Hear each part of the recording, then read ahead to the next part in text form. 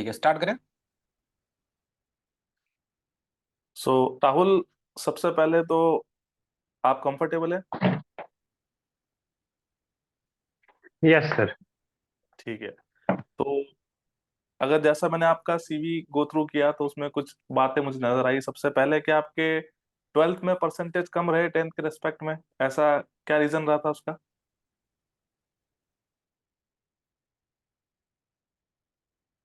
Reason तो मेरा family background का है सर, क्योंकि उसी में मेरे दादाजी का बहुत तबीयत खराब हो गया था और उनकी डेथ हो गई थी एग्जाम टाइम में ही। उस टाइम 3 महीना हम लोग डिस्टर्ब हो गए थे सर, ये भी एक कारण है सर। अच्छा, ये एक कारण है। चलिए, आपने इसे मैंने देखा डिप्लोमा कर रखा है इलेक्ट्रिकल इंजीनियरिंग में। तो क्या यस इसके सर। पीछे स्पेसिफिक रीजन है? इलेक्ट्रिकली लिया, सिविल मैकेनिकल भी आप ले सकते थे। सर इसके पीछे एक रीजन ये है सर कि ट्वेल्थ क्लास में मेरे भैया भी डिप्लोमा है, तो उनका ब्रांच कंप्यूटर साइंस है। तो उनके अच्छा। कुछ फ्रेंड लोग जब वो आए तो सजेशन दिए कि तुम इलेक्ट्रिकल से करो तो अच्छा है। ये एक कारण है। तो क्या लगा कि आपको इलेक्ट्रिकल सही है? जी सर। आपने जो डिसीजन लिया था, भैया के जो फ्रेंड ने आपको कहा, तो क्या डिसीजन वो सही था आपका? जी सर, क्योंकि वो उस टाइम भी हमें सिविल के बारे में तो पता ही था सर, बट फिर भी मैंने इलेक्ट्रिकल लिया था, क्योंकि ट्वेल्थ क्लास में जब हमने कुछ इलेक्ट्रिकल से रिलेटेड पढ़े तो मुझे इंटरेस्टेड भी लगा था, तो सिविल को पता होने के बावजूद ही हमने इलेक्ट्रिकल चूज किया था सर। तो हमें ओके, उसके लिए वेरी कोई डाउट नहीं है आज भी हम। Very good. मैंने देखा कि आपने इंटर्नशिप करी थी, आपकी अप्रेंटिस करी थी ये S B P C P D C L से। तो क्या ये S P yes P D sir. C L, इसकी फुल फॉर्म क्या, इसका नेचर ऑफ वर्क था? South Bihar power distribution company limited sir, वो Bihar okay. State power holding company की सब्सिडरी है सर, उसी के अंतर्गत हमने अप्रेंटिसशिप किया है सर। तो आपने क्या किया उसके अंदर, क्या सीखा आपने कुछ? सर जिस टाइम हमने ज्वाइनिंग किया था इसमें, तो उस टाइम एक्चुअली पटना में ही हमने किया है सर, राजेंद्र नगर पटना में। तो हम्म। उस टाइम पे यहाँ स्मार्ट मीटर की इंस्टॉलिंग हो रही थी सर। तो अच्छा। हम लोग का मेन काम था स्मार्ट मीटर को कैसे इंस्टॉल करते हैं और डिजिटल मीटर से स्मार्ट मीटर कैसे डिफरेंट है, यही कंज्यूमर को समझाना रहता था सर। फिर उनकी बिलिंग के बारे में बताना रहता था कि आपका पैसा कैसे कट रहा है और आपको कैसे इसको यूज करना है, कैसे बैलेंस देख सकते हैं। क्योंकि सर ये प्रीपेड मीटर था, तो first time prepaid meter Patna में आता तो लोगों को दिक्कत हो रही थी, तो हम लोग को उसको बताना था सर। तो अभी क्या ये एक्टिव में है आपके पूरे पटना के अंदर प्रीपेड मीटर? जिस टाइम से हम लोग तो 85% तक कंप्लीट हो गया था सर, तो मेरा टेन्योर खत्म हो गया, तो हमें इतना तक जानकारी है। नहीं, आप जैसे पटना कभी गए हों या आपके आसपास के डिस्ट्रिक्ट में कहीं, तो अभी चल रहा हाँ है क्या? सर, एक्टिव है। एक्टिव है, यस सर। ओके। तो आपकी स्ट्रेंथ क्या है, आपकी क्या स्ट्रेंथ है कुछ? कि सर मैं इसमें बहुत ज्यादा स्ट्रांग हुई, या मेरी स्ट्रेंथ है किसी के भी रिगार्डिंग, एजुकेशन हो चाहे एक्स वाई जेड, आपका हॉबीज के रिगार्डिंग हो, क्या आपकी स्ट्रेंथ है जिस पे आप बिल्कुल श्योर हो? सर स्ट्रेंथ में तो यही है कि मतलब, सर अपना स्ट्रेंथ में तो मैं यही कहूंगा कि अगर कोई भी फ्रेंड मेरे अगर दिक्कत में होते हैं तो उन लोग बात करके हम लोग को मोटिवेट कर सकते हैं सर। ये थोड़ा सा हम अपना आपको मानते हैं कि कुछ लोग अगर वैसा डाउन फील करते हैं तो सर हमसे बात करते हैं तो उनको अच्छा हम फील करवा सकते हैं। अच्छा, मतलब आप एक तरह से मोटिवेशनल स्पीकर हो, है? ऐसे मोटिवेट कर सकते हो वो आप तो नहीं किसी बोल को? सकते हैं सर, बट हाँ जिनको जानते हैं उनके लिए हम कर सकते हैं सर, जिनको कुछ जानते हैं। Very good. तो फिर वीकनेसेस क्या है? ये तो आपकी स्ट्रेंथ हुई, वीकनेस क्या है? वीकनेस है सर कि मैं अपने बात पर खुद नहीं रह पाता हूँ सर, मतलब वो प्लान बनाता हूँ उसके कुछ दिन तक एग्जीक्यूट करने के बाद वो मेरा टूट जाता है सर। तो फिर आप क्या वर्क कर रहे हैं, अपनी जो वीकनेस है उसको सुधार रहे होंगे, तो क्या पिछले सालों से या पिछले महीनों से या पिछले दिनों से आप क्या वर्क कर रहे हैं उसके ऊपर, कि कैसे आप जो प्लान सर है वो आपका टूटे नहीं? इसके लिए सर हमने वो पटना में ही जो इस्कॉन टेम्पल है उसके लिए एक मेडिटेशन क्लास ज्वाइन किया है सर, संडे के संडे वहाँ पर माइंड को करने के लिए वो सिखाते हैं, स्पिरिचुअल बुक्स वगैरह भी पढ़ाते हैं। तो वो हमने अच्छा। ज्वाइन किया है सर इस पर काम करने के लिए। तो कौन सी क्या बुक पढ़ी आपने? सर वहाँ भागवत गीता की क्लास होती है, तो भागवत गीता ही दिया गया है, वो उसी को समझाया जाता है, तो हमने उसी को पढ़ना चालू किया है सर। तो भागवत गीता का कोई श्लोक, कोई दोहा कुछ याद है आपको? नहीं सर, हमने तो उतना लेवल पे नहीं किया, बस उसका हिंदी अनुवाद ही हम समझ पाते हैं सर, श्लोक तो हम उतना नहीं पढ़ते। चलो, वेरी गुड, कोई बात नहीं। तो सर, राहुल, आपके टेक्निकल में कौन कौन से सब्जेक्ट आपको लगता है कि आप उसमें बहुत ही अच्छे हो? सर बेसिक इलेक्ट्रिकल, हम्म। इलेक्ट्रिकल मशीन, हम्म। मेजरमेंट, हम्म। पावर सिस्टम, और बेसिक इलेक्ट्रॉनिक्स। अच्छा, ठीक है। तो सबसे पहले ये बताए, एक्टिव या पैसिव एलिमेंट आपने नाम सुना होगा। जी सर। बताइए क्या होता है। सर एक्टिव एलिमेंट वो हैं सर जो पावर को एम्पलीफाई कर दें, और पैसिव एलिमेंट सर वो हैं जो पावर को एम्पलीफाई नहीं करते हैं। पहला तो डिफरेंस है सर। हम्म। एनर्जी से related. Yes sir. Active element हैं कि हमेशा एनर्जी को सप्लाई करते हैं सर, और पैसिव एलिमेंट एनर्जी को कंज्यूम करते हैं सर। ठीक है, ठीक है। तो पैसिव एलिमेंट का क्या एग्जांपल हो सकता है। पैसिव आरएलसी पैसिव एलिमेंट है सर, रसिस्टर इंडक्टर और कैपेसिटर। इंडक्टर एनर्जी अब्जॉर्ब करता है इस कारण से, है ना। जी सर। तो अगर इंडक्टर चार्ज हो जाए जी। या कैपेसिटर अगर चार्जिंग मोड में हो, जी। तो फिर वो एनर्जी डिलीवर करता है ना। जी। तो उस पर क्या कहना चाहेंगे, वो एक्टिव में आना चाहिए कि पैसिव में।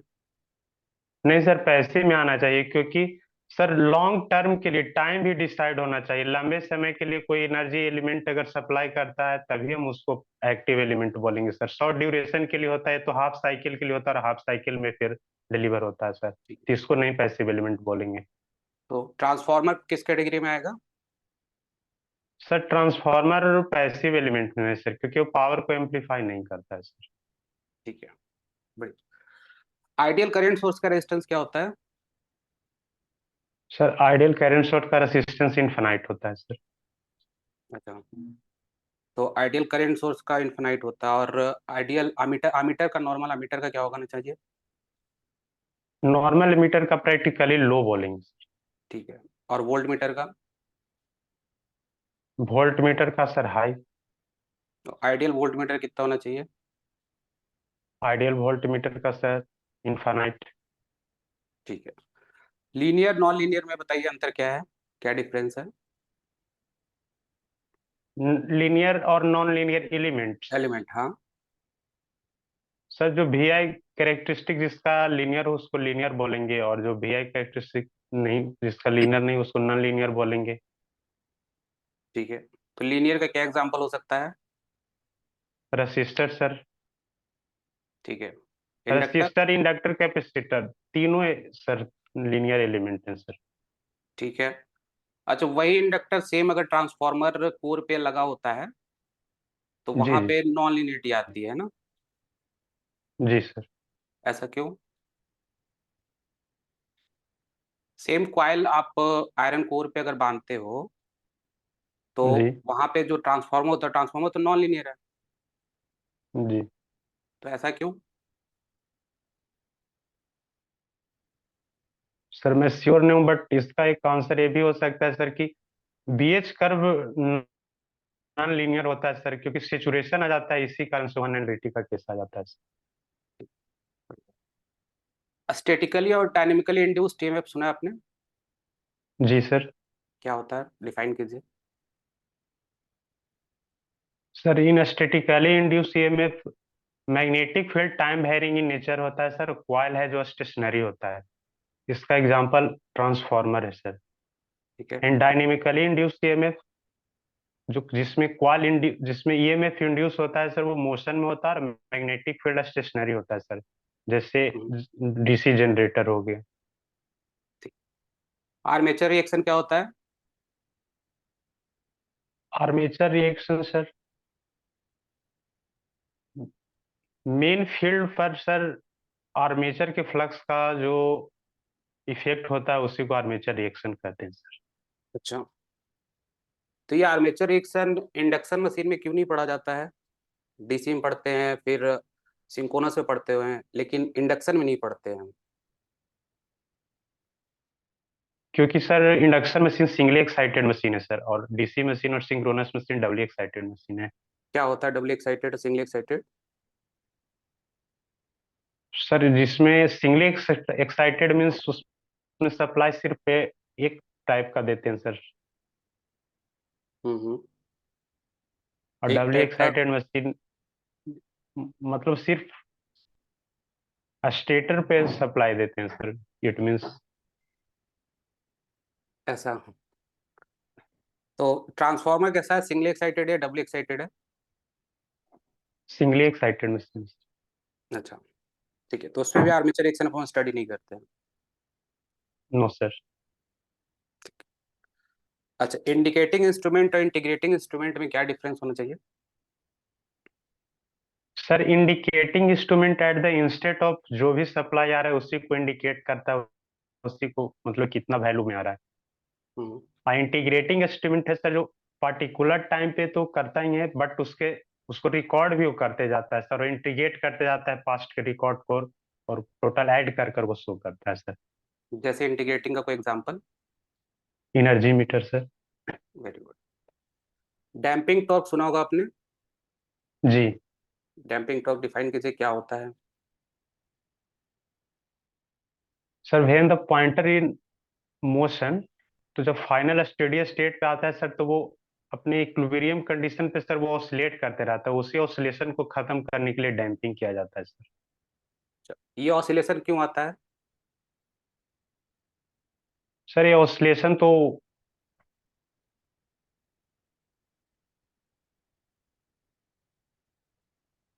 नो सर, इसके बारे में आइडिया नहीं है क्यों आता है। अच्छा, इंस्ट्रूमेंट में भी बहुत सारे ऑर्डर पढ़ते होगे, zero order, first order, second order. तो जी जी। ऑर्डर क्या डिफाइन करता है, ऑर्डर से क्या पता चलता है, या कैसे आप बता सकते हो कि ये फर्स्ट ऑर्डर इंस्ट्रूमेंट है, ये सेकंड ऑर्डर है? एनर्जी स्टोरिंग एलिमेंट से बता सकते हैं ठीक है, तो जिसमें एनर्जी स्टोरिंग एलिमेंट हो कौन सा ऑर्डर का होगा? सर। उस पर डिपेंड करेगा सर कि कितना टाइप्स का उसमें एनर्जी एलिमेंट लगा हुआ है। अच्छा, पीएमसी एसी मेजर करते हैं या डीसी मेजर करता है? DC sir. अगर हमें रेंज बढ़ाना हो किसी एमीटर का, तो उसके लिए क्या करते हैं अपन? जी, शंट का यूज करेंगे सर, पैरेलल में शंट का इस्तेमाल करेंगे, मीटर शंट कॉइल के क्या? शंट में। जी। शंट क्या, शंट में क्या करोगे? शंट शंट एक प्रकार का लो रेजिस्टेंस पाथ प्रोवाइड करते हैं मीटर कॉइल के पैरेलल में। हम्म, ठीक है। टेम्परेचर का इफेक्ट पड़ेगा कि नहीं एमीटर पे? यस सर, पड़ेगा। तो फिर उस उससे प्रोटेक्ट करने के लिए क्या किया जाता है?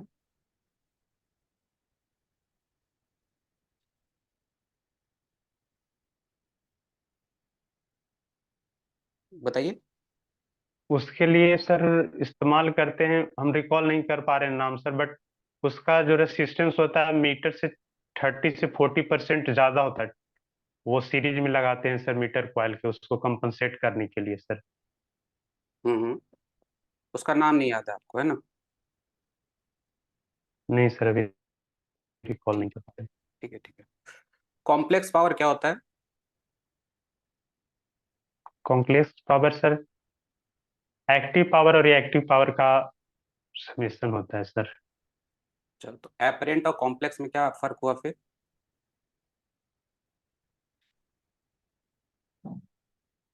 दोनों सेम चीज है सर। सेम है? नहीं sorry sir, apparent power Q को बोलते हैं सर। किसको, क्यू? सर कॉम्प्लेक्स पावर और एपरेंट पावर सेम चीज। सेम है, ठीक है। जी ठीक है सर। ठीक है राहुल, आपने फेवरेट सब्जेक्ट्स कुछ बताए थे, जैसे बेसिक जी सर। इलेक्ट्रॉनिक्स है, पावर सिस्टम है, पावर जनरेशन के बारे में आप जानते हैं? जी सर। तो पावर जनरेशन जो होता है, तो वहां पे अगर आप, पहला क्वेश्चन आपसे हम ये पूछें कि पावर प्लांट टाइप्स कितने टाइप्स के होते हैं वैसे? पावर प्लांट सर, एक तो अगर कन्वेंशनल और नॉन कन्वेंशनल भी बोल सकते हैं सर, और उसके ठीक है। बाद फिर hydro power plant, nuclear power plant, diesel हाँ। पावर प्लांट, सौर सोलर पावर प्लांट, अच्छा, ये इसमें सब से पावर। आप किस पावर प्लांट के बारे में जानते हैं? थर्मल पावर प्लांट, सारे पावर प्लांट के बारे में पढ़ाई की है सारे सर। पावर प्लांट के बारे में कुछ कुछ जानते हैं। अच्छा, थर्मल पावर प्लांट किस साइकिल पे वर्क करता है? रेनकाइन साइकिल रैनकाइन सर। साइकिल पे वर्क करता है। क्या है रैनकाइन साइकिल? सर इस नो आइडिया सर। कोई बात नहीं।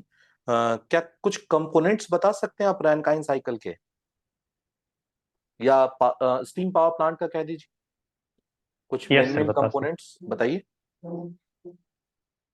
Economiser, air preheater, okay, boiler, economizer, air preheater, boiler, और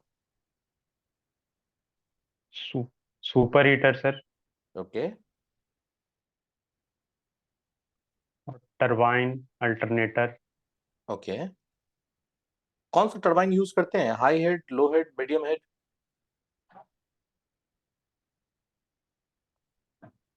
स्टीम पावर प्लांट, हाँ,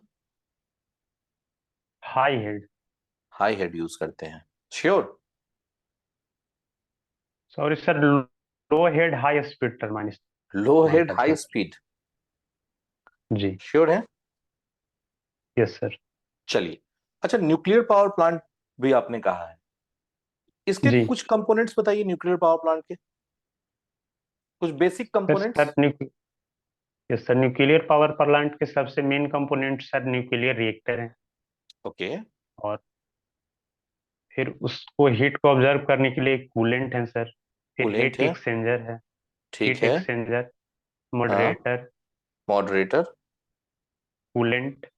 कूलेंट बोल दिए। ये सर कूलेंट मेन कौन सा यूज करते कंपोनेंट्स हैं? ये। न्यूक्लियर पावर प्लांट में sir coolant types of reactor पे भी डिपेंड करते हैं ठीक सर। है, तो तो बताइए, ऐसे जनरली तो रिएक्टर्स के टाइप बता दीजिए। कूलेंट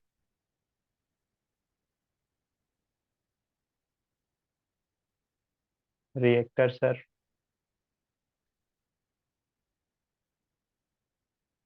एक कांडू रिएक्टर है सर। ठीक है, और फिर boiling water reactor, reactor boiling का वाटर रिएक्टर। चलिए, कोई नहीं, आप हमें ये बताइए कि जो न्यूक्लियर पावर प्लांट है उसमें फ्यूल कौन सा यूज होता है? Uranium 235 sir. यूरेनियम 235 या थोरियम?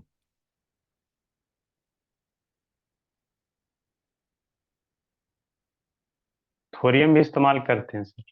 जो मन करे वो कर ले, तो मैंने कोई तो होगा ना नो कि हाँ सर। ये यूज।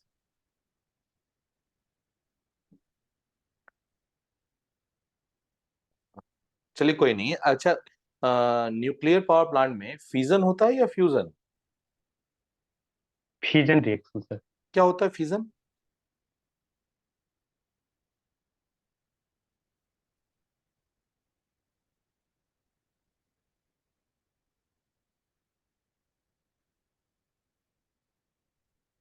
सर चलिए, इसमें कोई नहीं। फ्यूजन अच्छा, रिएक्शन। अच्छा, रिएक्शन अगर अनकंट्रोल्ड हो जाएगा, नहीं पॉसिबल है कि जी, अनकंट्रोल्ड हो सकता है, तो उसको कंट्रोल कैसे करते हैं फिर? कंट्रोल रोड से सर। अच्छा, इंडिया में न्यूक्लियर पावर प्लांट है क्या? Yes sir. कहाँ पे? Sir Narora nuclear power plant TP. Okay, बस एक ही न्यूक्लियर पावर प्लांट है? No sir, no sir, Rawat Bhata nuclear power plant hmm, Rajasthan. Hmm. और काकरापारा न्यूक्लियर पावर प्लांट तो गुजरात। रावत भाटा में रिएक्टर कौन सा यूज होता है, कुछ आइडिया है? No sir.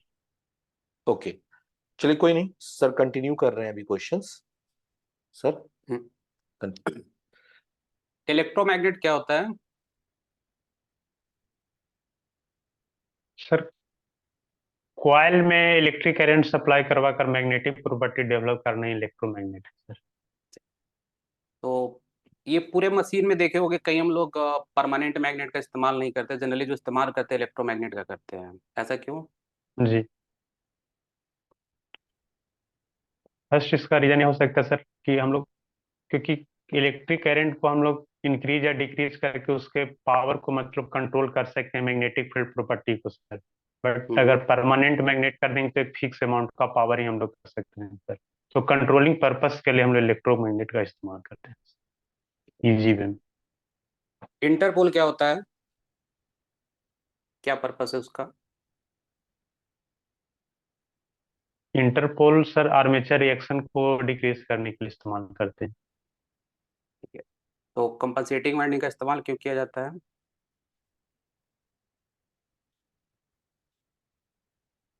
Sir compensating binding का इस्तेमाल भी हम लोग रिएक्टेंस वोल्टेज को खत्म करने के लिए, वो भी कम्यूटेशन को इम्प्रूव करने के लिए बेसिकली वो किया जाता है सर। नहीं, जो रिएक्टेंस वोल्टेज की आप जो बात कर रहे हो, जी। ये तो इंटरपोल से खत्म हो जाता है।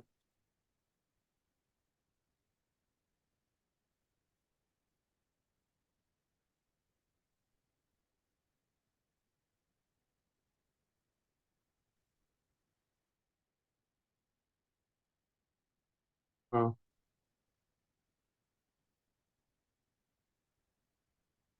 चलो कोई नहीं। अगर सिंक्रोनस मशीन में हम एक्साइटेशन इंक्रीज कर दें तो एक्टिव पावर पे क्या फर्क यस सर। पड़ेगा, अगर वो इनफिनाइट बस से कनेक्टेड है तो? कोई इफेक्ट नहीं पड़ेगा सर। क्यों? पावर का इक्वेशन क्या लिखते हो आप? P P equal to V E F sine del on. तो एक्साइटेशन इंक्रीज करोगे तो मेरे ख्याल से ईएफ बढ़ जाएगा, है ना? Yes sir. तो पावर, एक्टिव पावर तो इंक्रीज हो जाना चाहिए। सर बट इनफिनाइट बस से कनेक्टेड है तो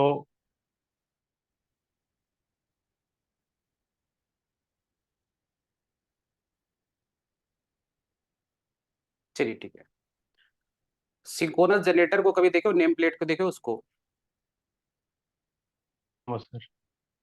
अच्छा, उस पे एक पावर फैक्टर भी मेंशन होता है। Yes sir. तो सपोज दैट किसी सिंक्रोनस जनरेटर पे 0.9 पावर फैक्टर मेंशन किया गया है, एक नेम प्लेट लगाया गया है जहाँ पे 0.9 पावर फैक्टर है, ठीक है? और उसको हमने इनफिनाइट बस से यस सर। कनेक्ट कर दिया। अगर हम उसको चाहे 0.6, 0.5, 0.4 पावर फैक्टर पर ऑपरेट कराना तो करा सकते हैं क्या, कि कोई दिक्कत आएगी?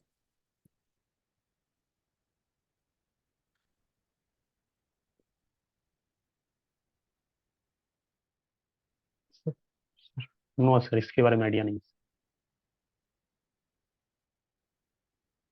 इंडक्शन मोटर में हम लोग, थ्री फेज इंडक्शन मोटर में स्टार्टर का इस्तेमाल करते हैं ना? क्या रीजन है? Yes sir. स्टार्टिंग करंट को कम करने के लिए सर, और फिर प्रोटेक्शन भी उससे प्रोवाइड करते हैं सर। स्टार्टिंग करंट क्यों हाई होती है? सर क्योंकि जब स्टार्टिंग मोटर स्टार्ट होता है सर, तो रोटर का इनर्शिया के कारण वो बैक ईएमएफ नहीं बन पाता है, तो सर वो स्टार्टिंग करंट हाई होती है। पर जैसे जैसे रोटर स्पीड अप होते जाता है तो वो करंट कम जाती है। इसलिए स्टार्टिंग की जरूरत है। Yes sir. तो ट्रांसफार्मर में भी इनिशियल में शायद एक मैग्नेटाइजिंग इनरश करंट फ्लो होता है, नाम सुने हो? यस। Yes sir. तो वहां फिर अपन स्टार्टर का इस्तेमाल क्यों नहीं करते, इंडक्शन मोटर में करते हैं? सर वो बहुत शॉर्ट ड्यूरेशन के लिए होता है सर, इसीलिए वहां पर थोड़े समय के लिए हाई करंट से तो उतना इफेक्ट नहीं आ पाएगा, इसके लिए वहां पर नहीं करते सर। सेम केस मोटर में भी है सर, अगर लो इनर्शिया का मोटर होता है तो वहां भी हम लोग नहीं करेंगे तो चल जाता ठीक है। एक 11 केवी का अगर मान लो ट्रांसफार्मर है, उसमें हम डीसी है। सप्लाई यस देते सर। 10 वोल्ट का, तो क्या फर्क पड़ेगा? जी।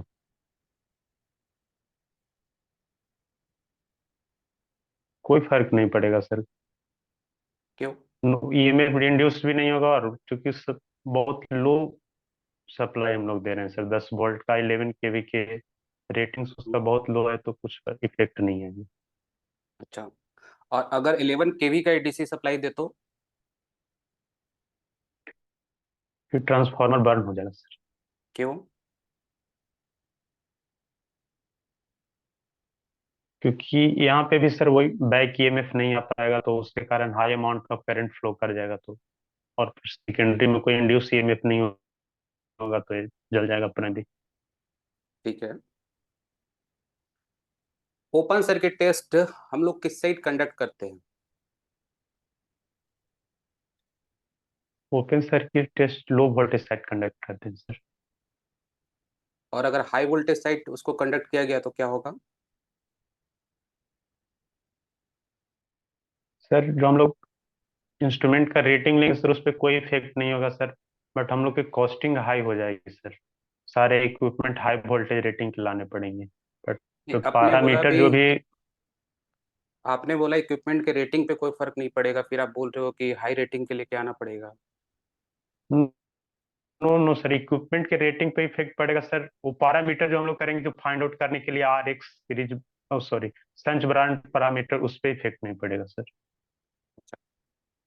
तो अगर हम शॉर्ट सर्किट टेस्ट की बात करें तो हम रेटेड करंट पे उस टेस्ट को कंडक्ट करते हैं, और अगर यस हम सर। ओपन सर्किट की बात करें तो रेटेड वोल्टेज पे कंडक्ट करते हैं। ओपन सर्किट टेस्ट यस को हम sir. Other than rated voltage पे कंडक्ट कर सकते हैं कि नहीं, अगर करते हैं तो क्या कंसिक्वेंसेस होंगे उसके।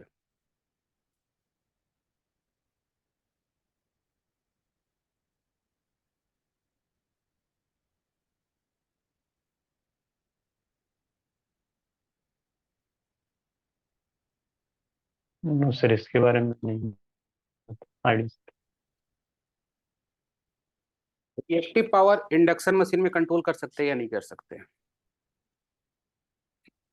Reactive power. हम्म।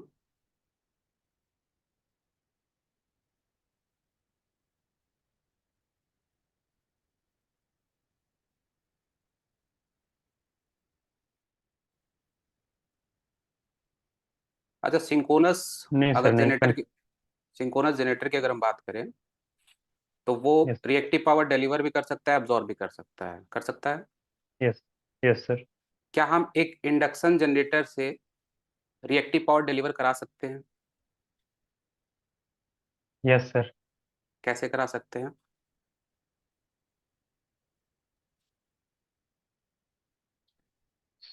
ओवर एक्साइटेड ओवर कर sir. Excited, excitation yes. Increase करके। Yes sir. यस। अच्छा। अगर हम बात करें ओपन डेल्टा की, ओपन यस डेल्टा सर। आपने नाम सुना है, यस सर। क्या होता है बताइए। सर, डेल्टा कनेक्शन में वन बाइंडिंग को जब लोग हटाकर देखते हैं या बर्न आउट हो जाता है तो ओपन डेल्टा कनेक्शन। तो उसमें पावर स्टिल अवेलेबल होता है, कुछ पावर दे सकता है, सप्लाई कर सकता है। Yes sir. तो ओपन स्टार क्यों नहीं पढ़ा जाता है।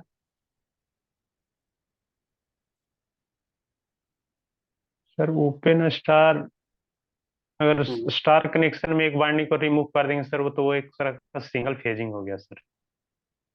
हम्म। वो तो उसका, वो तो फिर ओपन स्टार का कोई मतलब नहीं रह जाएगा सर। फिर तो नॉर्मल दो वायर हैं, कनेक्टेड हैं, बस उससे सप्लाई दे रहे हैं, तो दो रेसिस्टेंस जो होता है वो नॉर्मली हो जाएंगे सर। ठीक है। अब ये बताइए, हार्मोनिक्स के बारे में कुछ नॉलेज है आपको। Yes sir. क्या होता है हार्मोनिक्स।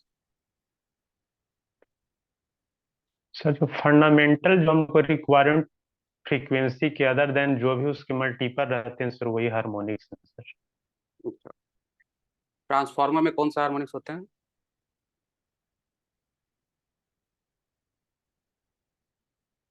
ऑड और इवन दोनों हार्मोनिक्स होते हैं सर। अगर हम बात करें मैग्नेटाइजिंग इंडस करंट, उसमें कौन सा हार्मोनिक्स कंपोनेंट यस, होता है। Second harmonics. ठीक है। कॉगिंग फेनोमेना क्या होता है। कॉगिंग फेनोमेना सर स्टार्टिंग से रिलेटेड है सर। जब हम्म। नंबर ऑफ स्टेटर पोल और रोटर पोल इक्वल नंबर के हो जाए या इंटीग्रल और मल्टीपल में हो सर, तो वो मैग्नेटिक लॉकिंग हो जाता है स्टेटर और रोटर के बीच में, तो वो स्टार्ट नहीं हो पाते हैं, तो एक कॉगिंग है सर। तो उसको एलिमिनेट करने के लिए क्या किया जाता है। अस्क्यूट स्लॉट किया जाता है सर, और multiple integral number of poles नहीं होना चाहिए, ध्यान रखा जाता ठीक है। अच्छा, डीसी मशीन की रेटिंग हम लोग केवी में क्यों नहीं सुनते हैं, कि जैसे कि 10 केवी का हो, 20 केवी का, या फिर 11 केवी का, ऐसी कोई रेटिंग का हो डीसी मशीन। है। क्योंकि सर डीसी मशीन तो ओनली रेसिस्टेंस के साथ उसका रोल सारा है, तो वो तो किलो वाट में ही होगा, क्योंकि नहीं क्यू नहीं, के किलो साथ वाट उसका तो कोई जैसे रोल नहीं। पावर की हो गई ना, मैं वोल्टेज की बात कर रहा हूँ बेटा। वोल्टेज का पूछ रहा हूँ, जैसे सिंक्रोनस मशीन में देखते हो 11 केवी का है, 15 केवी का, 24 केवी का है। तो जब मैं बात करता हूँ डीसी यस मशीन सर। की तो 500 वोल्ट, 625 वोल्ट मैक्सिमम जो अपन इंडिया में है, तो वो केवी में क्यों नहीं है? Yes sir. डीसी जनरेटर केवी में क्यों नहीं हो सकता? तो या पॉसिबल है, हम लोग नहीं क्योंकि बना सर नहीं सर, वो पॉसिबल नहीं है सर, वो कम्यूटेशन प्रॉब्लम हो जाएगा सर, क्योंकि हाई वोल्टेज के लिए इंसुलेशन हाई चाहिए। कहाँ इंसुलेशन तो हाई एक चाहिए? मिनट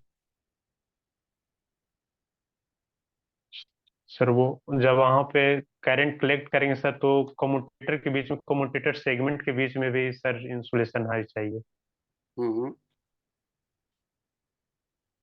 ठीक है।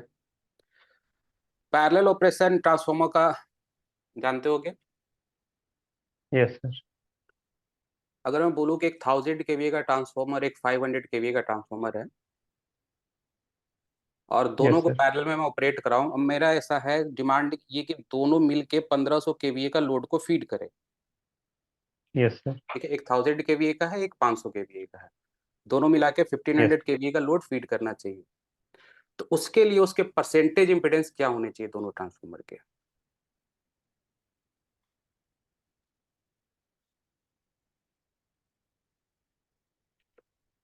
सर, परसेंटेज इम्पिडेंस सर उसके केवी रेटिंग की इन्वर्सली प्रोपोर्शनल होना चाहिए सर। और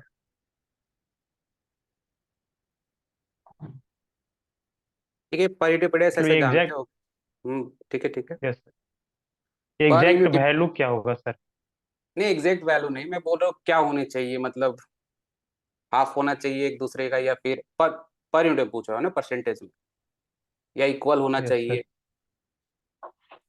पैरेलल ऑपरेशन के कंडीशंस आपने पढ़े होगा ना? Yes sir. तो उस कंडीशन में क्या क्या कंडीशंस बताएं जरा।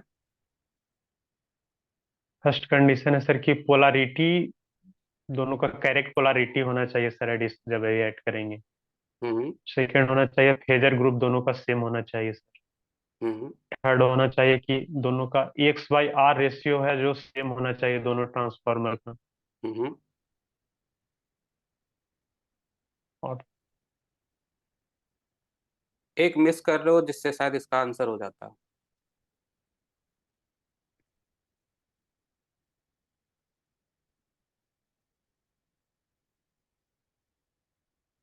पर यूनिट के बारे में कुछ पढ़ा है उसमें कंडीशन में?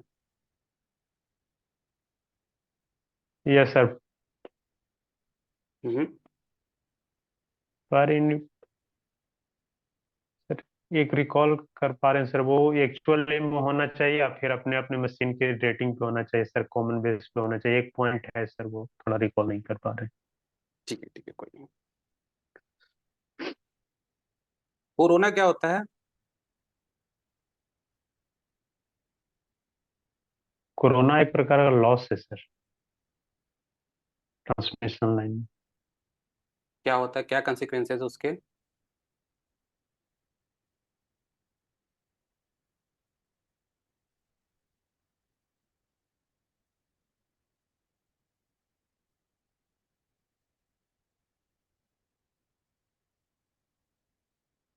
सर हाई वोल्टेज पे ट्रांसमिशन करते हैं सर, तो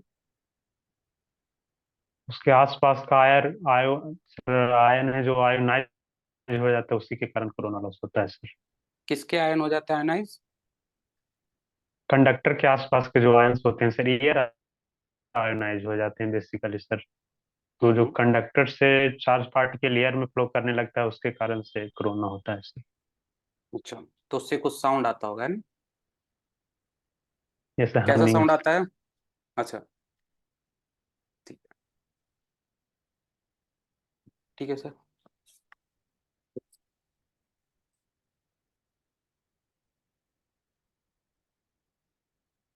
तो बिल्कुल राहुल, यहाँ तक था आपका इंटरव्यू। अब थोड़ा सा बारी है आपके फीडबैक देने की। तो यस अगर सर। बात करें, जो मुझे यहाँ पे ऑब्जर्व हुई है कि थोड़ा लैक ऑफ कॉन्फिडेंस है, मतलब आई कांटेक्ट आपका सही नहीं था, थोड़ी सी बातों में कॉन्फिडेंस लेवल थोड़ा कम दिख रहा था, है ना? तो इस पर थोड़ा सा आप वर्क करिएगा।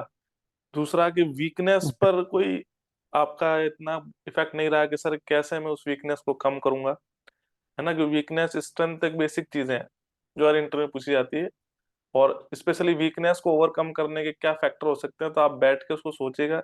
और जो जेन्युइन फैक्टर हो, जो आपको लगे कि हाँ वास्तव में ये प्रैक्टिकली पॉसिबल है, वैसे ही फैक्टर सोचेगा। बाकी ऑलमोस्ट ठीक था, बस थोड़ा सा कॉन्फिडेंस और आई कांटेक्ट और थोड़ा अपने वीकनेसेस पर वर्क करिएगा, ठीक है। बाकी तो सर बताएंगे सर। टेक्निकल में बात कर राहुल, तो टेक्निकल में आपने जितने क्वेश्चंस पूछे गए लगभग ऑलमोस्ट आपने सही दिए, जो आंसर्स दिए हैं। बाकी जो आपको नहीं आता है तो आपने ऑनेस्टली सॉरी बोल दिया कि मुझे शायद उसका नॉलेज नहीं है, ठीक है। तो जी टेक्निकली नो सर। डाउट थोड़ा सा और आपको बस थोड़ा सा और मेहनत करना पड़ेगा। जैसे आप 2 4 5 लगातार आप मॉक देते रहोगे तो उसमें फिर फेमिलियर हो जाओगे उस चीज से। और जितने क्वेश्चंस की बात करें तो क्वेश्चंस के एलिब्रेशन का जो तरीका भी है उसमें थोड़ा सा और डिटेल में चीजों को, जैसे जब कोई डेफिनेशन पूछता है तो कंप्लीट पहले आप डेफिनेशन को रीड करें एक तरह से, ठीक है। उसके बाद अगर उससे यस। रिलेटेड कुछ सवाल पूछे जाते हैं फिर उस सवाल पे जाए आप, है ना। शॉर्ट में किसी चीज को ना बोले। जब अगर आपसे इंटरव्यू ऐसा पूछ रहे हैं तो नॉर्मल आप शॉर्ट में कुछ चीजों को ना डिफाइन करें कि आपको पूछा है डेफिनेशन क्या होता है या डिफरेंस क्या होता है, तो आप कंप्लीट पूरा बताएं जो आपने पढ़ा है, ठीक है। यस। अदरवाइज टेक्निकल आपका सही है, मतलब अगर मैं ठीक। 100% में बात करूँ तो परसेंटेज लगभग आपका 70 to 75% आप वहां पहुंचे हुए हो, ठीक है। लेकिन इसको कंटिन्यूएशन में भी रखना, ठीक है। Yes sir. अब जैसे अगर बात करें जो मैंने आपसे पूछा क्वेश्चंस, तो उसमें क्या है कि पावर यस। जनरेशन पे थोड़ा सा पढ़िए उसको, कि जैसे अगर पावर प्लांट्स की यस। बात करते हैं तो उसके कंपोनेंट्स क्या क्या हैं। जैसे मैंने पूछा आपसे स्टीम पावर प्लांट कितने टाइप्स के होते हैं, तो सर ये कंपोनेंट्स कौन कौन से हैं, तो आप बॉयलर ही बता दिए, उस पर सुपर हीटर इकोनोमाइजर उसी में रह गए, तो that is a component of boiler. नहीं, तो इस सब पे थोड़ा सा वर्क कीजिए। थोड़ा सा न्यूक्लियर पावर प्लांट के बारे में देखिए, क्योंकि बार्क का इंटरव्यू आप देने जा रहे हैं, तो उससे रिलेटेड आपसे क्वेश्चंस पूछा यस जा सर। सकता है, ठीक है ना। और थोड़ा सा बॉडी लैंग्वेज सर आपको कह ही रहे हैं कि थोड़ा सा आप इंप्रूव कीजिए, क्योंकि आपका हाथ बार बार यूं फोल्ड हो रहा था, तो वो थोड़ा प्रॉब्लम क्रिएट करता है। नहीं, वो आपके कॉन्फिडेंस की कमी यस। को दर्शाता है, तो उस पर थोड़ा सा वर्क कीजिए, ठीक है। आप अपने हाथ को टेबल पे या फिर ऐसे थाई पे रख लीजिए ऐसे बिल्कुल, रखना। हाँ। वैसे रखा कर, हाँ। हाँ, वो टेबल वेबल पे अगर वहाँ जो टेबल लगा है तो वहाँ पे टेबल वेबल पे हैंड नहीं रखना, ध्यान रखना इस बात का, ठीक है। कभी टेबल पे ऐसे हाथ न रख दें। ठीक। और आई कांटेक्ट, जैसे आप 5 के हैं, जैसे अब यहाँ पे 3 दिख रहे हैं, तो सिर्फ 5 अगर बैठे हुए पैनल में, तो जिन्होंने सवाल पूछा है आप सिर्फ आंसर उन्हीं को दे रहे हो, ठीक है। तो आई कांटेक्ट प्रॉपर उनसे होना चाहिए। सर आई कांटेक्ट के लिए भी इशू है मेरा सर, कि हम अभी आपको देखकर बोल रहे हैं सर, तो मेरा कैमरा तो सर हो जाता होगा कि हम आपको देख नहीं, रहे हैं ठीक तो है। लगता होगा कि। मैं वो आपको आगे के लिए बता रहा हूँ, जैसे जब वहां पे बैठोगे उसी के लिए बताया जा रहा है, ठीक है, वो कोई इशू नहीं है। बट जो सवाल पूछेंगे फैकल्टी आप उन्हीं को रिप्लाई हाँ। करोगे। नहीं, अब जैसे ओके। मार्क्स की बात है तो 90 मार्क्स का आपका इंटरव्यू था, ये 90 मार्क्स का इंटरव्यू था, यस सर। ठीक है वो ना। मार्क्स थोड़ी हाँ, देर तो बाद अपन मार्क्स ठीक है आपको सर। बता दिया जाएगा, ठीक है ना, ठीक है। ठीक है सर। ओके, तो थैंक यू। आज का इंटरव्यू अपन यहीं पर एंड करते हैं, फिर मिलते हैं आपसे नेक्स्ट इंटरव्यू के अंदर। Okay Rahul, all the best.